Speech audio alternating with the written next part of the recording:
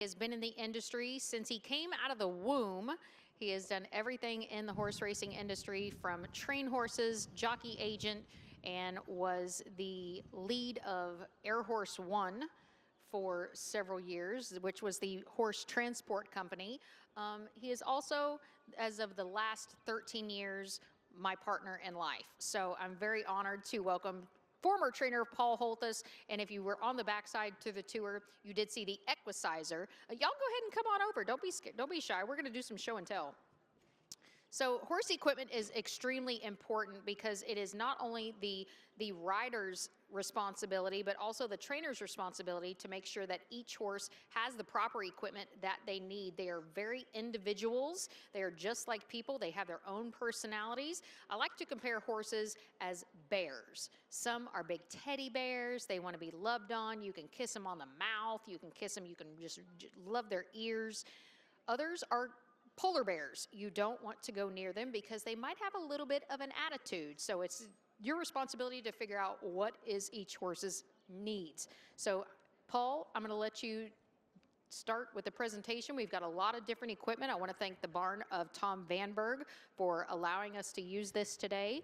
So Paul, without further ado, I'm going to let you explain a few things.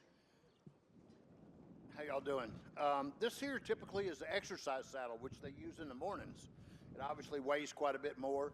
It's a lot easier to ride in than this would be, obviously. So this is a typical exercise in the morning kind of saddle. These are blinkers, which a lot of times we'll put on horses that aren't focusing. Horses that'll run a little bit erratic and have issues, we'll put a set of blinkers on them. The holes in these blinkers, or when a horse comes up beside them, they can notice the horse and take back off. But there's also multiple different size cups. Ladies, just like a bra, there's different size cups. But it's, again, the trainer's responsibility to know how narrow or how deep. And there's, what, probably 20 different types of blinkers. Get down there, Polly. You want to do my leg up? So these are a couple of the bits that horses use. This one is called a ring bit. It's usually used when you're having a little issues with steering on a horse. It'll pinch them in the mouth when you go to steer, and it helps. This is just a snaffle D-bit. For a young horse, a lot of times you'll put that on them so it's not so aggressive. This is another ring bit, and this is a typical training bridle. And you can also run in this bridle, either one.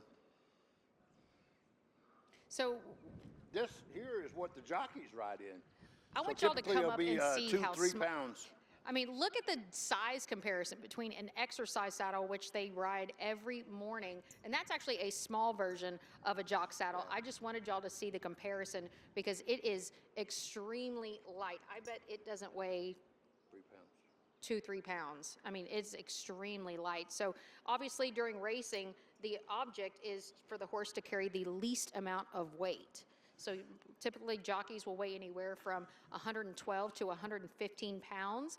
And one thing that riders, when they come on the track, they all have one thing in common. Well, two things in common, actually. They're wearing a flak jacket and a helmet. And no, these are not mine. So I figured I'd just model them. And the more of the jockey's natural weight, the bigger riding saddle that he'll have, because they all have to get to, for instance, 122 pounds. So a jockey that weighs 114 will have a bigger saddle than a jockey that weighs 117. So that's how they regulate that. And they even go as far as having pads that go underneath them that have lead in them for a jockey that's real light. He has to carry more weight. For instance, Pat Day always had a really big saddle because he was so little. And I think it's a benefit to be obviously little. They don't have to reduce near as much or have any issues there. So jockeys don't actually sit in these saddles. Their toes is what keeps them balanced. All they need is basically a string and some stirrups. It's basically a couple stirrups on a piece of leather. Did you used to ride, Paul? As a kid, I galloped horses, but I was a little smaller then. Unless they start elephant racing, I think I'm out. That's okay. So this is actually another very important equipment, and it's just a piece of nylon rope or nylon fabric, cotton. So tell us the importance of that. So a horse, when he runs, a lot of times will have a tendency to pull his tongue back underneath the bit, and it causes his soft palate to get trapped. So we tie their tongues all the time and keep their tongues extended to keep them from shutting off their air. And typically you just wrap it around the tongue and tie it under the bottom. And most horses run with tongue ties.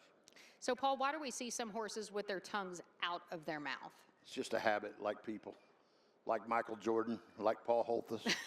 Anytime I do something, my tongue's out. But most all trainers do. And you also have a figure eight. Do you have one of those over there? Yes. It's for the same purpose. What it does is hold the mouth shut. So this is a rubber one, which has been a more recent thing. It's a little not as severe, but it really works good. It goes over the horse's head like this and around his mouth. So what's the purpose of just keeping their mouth shut? This is actually shut? what you call a drop nose band, not a figure eight. So it's a regular nose band, and then they put this extra on it that goes down in the front. Same purpose, to hold the horse's mouth shut. A lot of there's Brad Cox, for instance, runs every horse he runs in a drop nose band. And this, if you get a high-headed horse that puts his head too high in the race and doesn't really level off and run, you'll introduce a shadow roll to him. All that does is make him look over the top and obviously drop his head. So what are some of the most important pieces of equipment, and how critical is it to make sure that you find the right piece of equipment? Yeah, the key is for a trainer to identify the horse's tendencies and to adjust the equipment to those tendencies, and that's what makes him run faster and truer to form and straighter with the different bits, the different shadow rolls, the figure eights, or whatever it is. That's the trainer's responsibility to figure all that out and put that equipment on them. And most of the time, they'll train in that same equipment they're going to run in if they have issues to get them used to it. So a lot of trainers will tie the horse's tongue every day for a while just to get them used to it, because the first time you tie their tongue, it's usually not a great experience. First time for a lot of things is usually not a great experience, but they get used to it. So one thing that a trainer utilizes that I don't have a copy of, but is what's called a condition book. It is a list of all the races that are available for horsemen to run their horses in. What's the secret, Paul, to finding the key of where your horse can be competitive? Well, the key to training horses is being able to evaluate your horse and put him in the right race. They don't have to be fast, they just have to be faster than the other horses they're running against. So obviously it's just like anything else. If you match him correctly, he's going to have a way better chance of running than putting him in over his head. And that's how come they have claiming races, for instance, at all different levels, because it creates an atmosphere on the track that all these horses are running for $10,000. Well, they're not going to be as fast as the ones running for $20,000. So obviously then you're going to have a better chance to win if you put that horse that's worth $20,000 in for $10,000. He's going to have a pretty good chance to win. And that's what, because these purses are so big at Oaklawn, you see that a lot, that people will run horses where they can win because even if the horse gets claimed, they have a big purse that they win. So that's what they like. So one of the things that is very important is not only safety. You'll notice we have a human ambulance down on the apron, but there's also an equine ambulance in the barn area. Now, it's almost like riding a motorcycle. It's inevitable that there are going to be accidents, but that's why we have so many safety measures in place. Another thing during racing in the afternoon, a big proponent is our outriders. They are actually kind of the police, I guess, so to speak, on the races. And during mornings, it's just to make sure that all the riders are doing exactly what they need to be doing. They're abiding by the rules. And if a rider needs help, say they're getting run off with, it's that outrider's responsibility to assist that particular rider. And if there's a loose horse, they have to collect that loose horse. And a lot of times they don't want to be caught. I like to say horses have GPS because a lot of times if they see the gap, they're going to go right back to their barn. Yeah, it's if they're stabled on the backside, notoriously they will run all the way to the backside and run out the gap that they go in and out every day. It's really odd. And the ones that come off of this gap will run all the way past that gap and run around here and run off that gap. It's just their nature to go home. A lot of times they'll run right back to the barn, run in the shed row where they were. I like to say they have amazing GPS in their heads. Yep. So another thing that I pointed out, our paddock is open during morning training, as is the starting gate. Paul, how important is schooling to get horses familiar and comfortable? Yeah, it's absolutely critical for a horse to be able to go in there and be relaxed and not make him run his race in the paddock, which happens. You'll see horses get very lathered up and nervous in the paddock, and generally they won't run. Occasionally you'll run across that odd horse that gets that way and still runs, but usually it's not a good thing. Another thing that people have asked me, how often do horses run? So explain how the frequency of which horses might compete. And that's a big part of being a trainer, is knowing when your horse is ready to go back to the races. And it's a horse by horse case. There's some horses that will go, you could run every couple of weeks and they run good and they're fine. And there's other typically little fillies that maybe don't eat good and don't do good, that they need a month between races. But that's a big key to a trainer, to know when that horse is really ready to put back in the entries. Because if you start running them too early, obviously, or back before they're 100%, they're not going to run good. So another thing that was in this box is ace bandages. And now this is more old school with the safety pins. A lot of trainers use tape now. But Paul, we see horses training and they'll have bandages. What's the purpose of the bandage? Just an elastic bandage that gives the horse some stability when he trains. Typically, horses don't run in ace bandages. They run in what we call vet wrap that's made by 3M. But the ace bandages are used every day, and that way you can wash them and keep using them. You see a lot of these horses go in polos, which is just something to keep them from hitting their legs, injuring themselves. They'll get to play in, and a lot of trainers will put polo bandages on the horses to keep them from hurting themselves. Now in the barn area for the first barn tour, and there is going to be a second barn tour at 9:15, we see several round pens. Round pens are a great opportunity for horses to get out, get some extra sunshine, and stretch their legs, right? Absolutely. It's crucial for them to get out there and roll. How a horse naturally aligns his spine and relieves his stress from the races or from training is to roll. So they usually make it a deep sandy area. They get in there, it's enclosed, and they roll. And it's actually, we also have the equicizer on the backside, which I run in the mornings. But what's good about it is the horse, it's like a walking machine, but they don't tie him up. So the horse can play in there and drop his head and kick, and that's another way of them naturally aligning their spine. We have a big issue, or a lot of times there's problems with the horse's spine getting a little bit out of line, because everything we do is turn left, turn left, turn left. So naturally they get a little sore and have issues about that. So another good thing, as Paul mentioned, was the equicizer. We have had a saltwater spa. It has now been moved to Louisville, but there's a lot of therapies that are available. And why is it so critical to keep horses happy and healthy? Well, it's just like professional athletes, that we've got tons of, especially today, of lasers and magna waves and all these things that we do to try to make the horse as 100% as we can. So obviously a lot of these trainers will do those kind of things just to make the horse better. Another important thing is diet. They are professional athletes, and just like professional athletes, there are vitamins, there are supplements. Tell us a little bit about what our feeding program was. Yeah, and we always cooked our oats and then gave a lot of supplements. I mean, it's a typical, you're trying to get their blood as good as you can. Another big key to a trainer is running blood counts on horses. When their blood count's good, they're doing the right physically, and it makes a huge difference. But every trainer is a little bit different in how they feed, and that's part of their training style. So a lot of supplements, cooked oats, but even beet pulp. What do you do, like if a horse maybe doesn't have a good appetite? Yeah, there's several different things you can do. You can add, there's an old wise tale, you put a beer in their feed to make them eat.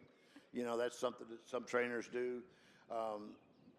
Typically, you cut them way back for a little while and get them just eating a little bit, and then increase them as you go, and it's a good way to get them to start eating.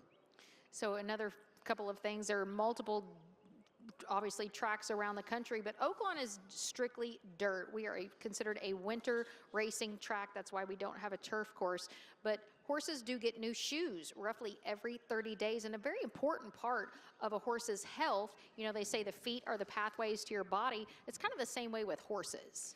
Oh, absolutely. You know, a horse that's not shod correctly, obviously he's going to, when he hits the ground, he's going to hit the ground a little bit offset or something. It's going to cause his ankles and his knees and everything to have problems. So it's very important that the blacksmiths take their time, get the horse's foot good and level. Any issues, we take care of their feet extremely well because we know that a horse with a sore foot's not going to run. So this is the time of year where horses are getting ready to travel. They're getting in horse trailers. There's also international horse travel. And tell us a little bit about your experience flying horses all over the country. Yeah, we used to in America have a designated plane that was set up just like a horse van, and it flew all the big horses all around to all these races. And they didn't realize they were in an airplane. They just thought they were going from one van into a different van, and they flew really well. We had a bunch of them that, you know, were like frequent flyers. Obviously, they're going to race, so you didn't have to tranquilize them or anything, but they'd walk in there and stand perfect and never do any problems. And then every once in a while, you'd get that one that was throw a fit and act up just like they do on a passenger plane. And there's in-flight snacks. They get hay, alfalfa, timothy, and a water bucket. There's no in-flight movie, though, but the horses were pretty much good entertainment. And the horses, I've actually had the privilege of flying on the plane. The horses travel much more comfortably than the humans do. Yes, much. So was it because it's so cold, why is it? Well, it's because at 30,000 feet, it's 30 below zero everywhere, no matter what the temperature is on the ground. So when that plane gets up to 30,000 feet, it gets really cold in there, even in the middle of summer. So you always tell the help that goes with their horses and stuff used to get on there in shorts and a T-shirt, and then as we get to flying, they freeze to death. So the frequent flyers of the people all knew to bring a big coat even in the middle of summer. Yes, I wore a ski jacket in July when traveling from California back to Kentucky. Any other equipment that is not here that plays a critical part? What about bell boots? Explain what bell boots are, Paul. Bell boots are generally put on horses when they're going to only jog, because as they're going around the wrong way jogging, they'll get to playing and they have a habit of grabbing their quarters on the back of their hooves. So trainers will put bell boots on. They'll put bell boots on to walk to the paddock in case they get to playing coming up here. They don't grab a shoe and pull the shoe off. So it's just the purpose of protecting the foot. So I wanted to go back to the feed program. Roughly how many quarts of feed does a horse consume in a day? 12 to 14 quarts of grain a day. And they'll drink 10 to 20 gallons of water a day. And typically you want to feed them 15 to 20 pounds of hay. A day? A day. And that is all very expensive. Most people keep hay in front of the horse at all times. You know, you let him have that hay all the time. You'll feed 2 to 3 times a day. There's a lot years ago they'd feed even more often. A lot of people think that feeding them less more often is way better for them, just like people. So the Racetracker's day starts very early. Paul, go through a typical morning of training and what that looks like, and explain what sets are. Yeah, usually a horse trainer's morning starts at 5:30. He'll get to the barn, check all of his horses, make sure. First thing they'll do is make sure what horses ate up last night. If a horse typically that didn't eat, first thing you'll do is take his temperature to make sure he's okay. That may be a day if he didn't eat that you change the chart, even that he was down to gallop, and because he didn't eat last night, you'll just jog him the wrong way to get him back in the feed tub. It's a big sign that we use is the eating. You know, a horse will go off his feed. It's generally not anything good. And you'll always have those finicky eaters that you have to weed through that you know what their issues are. So the trainer gets there, checks on the horse, makes sure that he's eaten. If he hasn't, take his temperature. Then he usually makes that set list up the day before. That way when all of his help gets there, maybe at 4 o'clock in the morning, they can make their morning schedule of how they got to get the horses out. And if a trainer has 20 horses, he probably has 2 exercise boys. So they'll come to the track 2 at a time in sets. You'll see them come up here in a little bit. And generally the horses, like for Randy Morris, will have 4 or 5 horses together. And so each trainer has its own exercise boys that bring the horses up here and exercise them. A typical groom on the backside takes care of 5 or 6 horses. And then you have hot walkers that don't do anything but walk the horses. So it's there's a lot of people work back there. It's a well-oiled machine, and horses are creatures of habit, and they thrive on that routine. And believe me, they also know when it's feed time, especially when you cook oats, because it smells absolutely delicious. And I always said if I could bottle that smell, I would wear it as perfume. Yeah. That may be how The I horses attracted would like you. One other cool thing about horses is our off-track thoroughbred program. And as I mentioned, ringing the bell signifies a donation has been made. Also, all funds for the Equicizer go. Paul, why is thoroughbred aftercare so important? I'm going to let the water truck go by real quick. I'm going to let this truck go by. Glad to see that. As an industry, it's our responsibility to take care of these horses that have taken care of us all of their lives. So when their running career is over, we obviously don't want them to go to a bad home or a bad situation. So we've developed the Thoroughbred Aftercare, and we try to repurpose these horses. Some horses, for instance, a small petite filly, a lot of these people turn them into polo ponies. And you'll get the next one that's a big gangly horse that they'll make a jumper out of. And then some of them just go for riding horses, you know, that they've had, a lot of times they'll have issues that keep them from running, but if you give them some time off, they're fine to become riding horses, so they make good ponies. We've given several horses away. That the young lady went to Florida with this horse, and we get updates all the time of this horse winning blue ribbons and her playing with him and that kind of stuff. We gave a horse away in Indiana one year that turned out to be the foxhound horse, and he's on the cover of the foxhound magazines all the time for being the leader with the dog in the pocket chasing the hounds across the field. So but it's our responsibility as an industry to take care of these horses. So after the tractors get off the track, another set of horses will come on. The horses that are training today are not the horses that you'll see this afternoon, but you will see a lot of workers or horses that are breezing. Paul, I know jockeys will sometimes breeze horses, but also the exercise riders that work for the trainers. People always ask me, do jockeys work all the horses, or why is an exercise rider working a horse? It's just a Well, typically there's 30 jockeys in the room, so there's no way that they could breeze every horse. And it's a thing where if you're going short distances, a lot of times they'll just use the exercise rider because it's more of a maintenance dose or maintenance work. And when you're going long distances and really trying to make this horse fit and trying to evaluate the horse, a lot of times you'll put them in company with maybe a horse that's already evaluated himself and you know what his level is. So you'll put this horse that you don't know his level with that horse with two jockeys on them and let them work together, and that helps you evaluate that horse. Obviously, we have start and gate. Horses that haven't run have to get okayed out of the gate. So they'll take horses over there and the same thing, usually more than one at a time. That way they get used to breaking with other horses. If you broke him by himself every time, then when he gets in there with a gate full of horses, he'd be scared to death. So that's all part of the trainer's responsibility, to get that horse ready to run. You want him to not be shaken up or be affected by all the other horses, by the paddock. You want to make sure that you get him ready and prepared to come over here the first time and run his race. So Paul was a trainer for how many years, Paul? 40. 40 years. So you came out the womb training, right? My dad was also a very successful trainer. I fell a long ways from the tree, but No, you did not. Actually, his dad was the winningest trainer here at Oaklawn until he was passed by Hall of Fame trainer Steve Asmussen last year. But what were some of the things that you learned from your dad? well, and obviously he always had a large stable. So anytime you're around a large stable of horses, you're going to be around a lot of problems. So you get to learn a lot faster. So that was a big benefit to me, being his assistant for 15 years before I started training on my own. And every trainer does a little something different, and that's just part of how they do things. So it's always a benefit, though, to be around a big stable because you're going to learn way more. It's just like anything else. If a guy's only got 2 horses, he's only going to have those problems. If he's around 60, he's going to have those problems. So one thing that the bigger trainers do is split stables. Say, for example, Hall of Fame trainer Steve Asmussen has approximately 50 horses here. He has 100 horses down in Louisiana. He has horses in Kentucky. He has horses in Texas.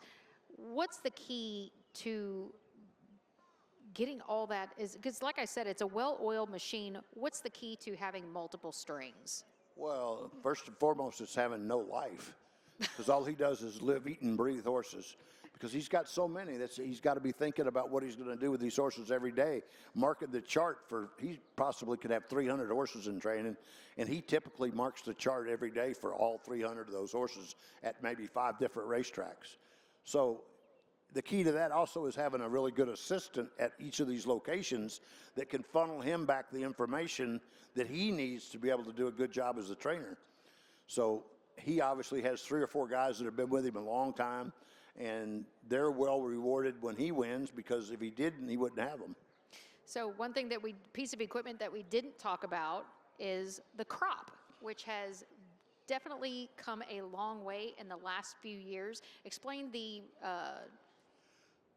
Well, for progression years this of the was a race of flat the crop.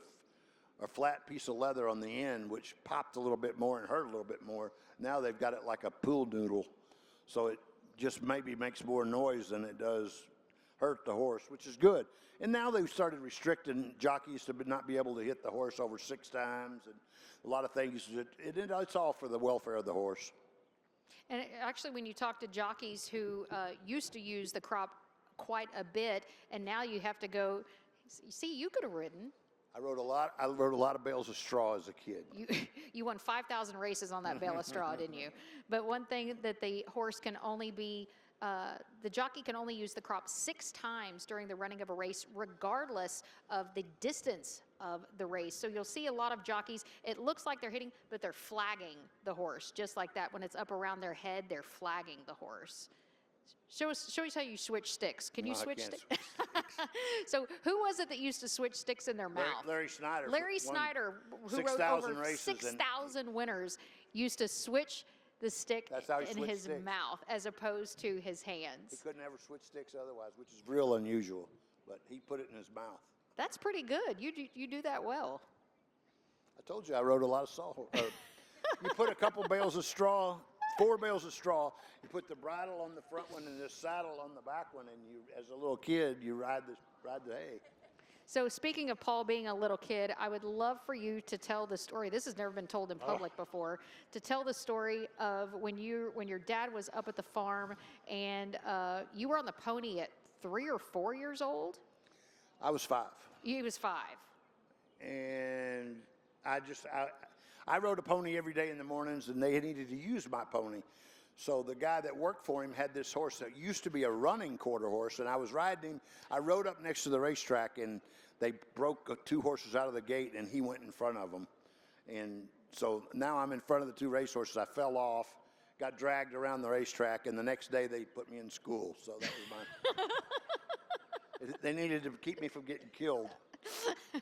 Thank God that your mom, Dixie, did that. Does anybody have any questions either about horse racing equipment? I would love for some of you to come up and just see the difference and maybe feel the crops, feel some of these saddles. So I want to thank my boo, my bear, Paul Holthus, for joining me this morning. Thank you so much, Paul. I appreciate it. Got it. But I would love for everybody to come up and kind of get a feel.